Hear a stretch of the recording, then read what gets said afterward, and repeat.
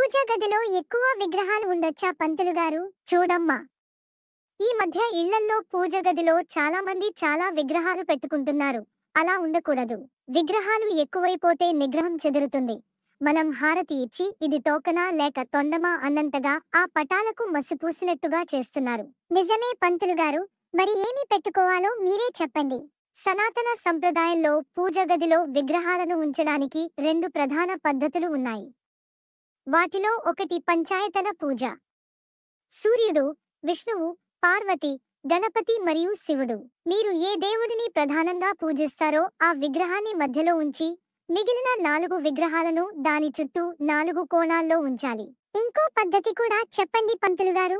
మరొక పద్ధతిలో విగ్రహాలను వాటి స్థానాల ప్రకారం అమర్చుతారు. ఉదాహరణకు, నైరుతిలో గణపతి, వాయవ్యంలో పార్వతి, ఈశాన్యంలో శివుడు లేదా విష్ణువు, ఆగ్నేయంలో సూర్యనారాయణ మూర్తిని ఉంచుతారు.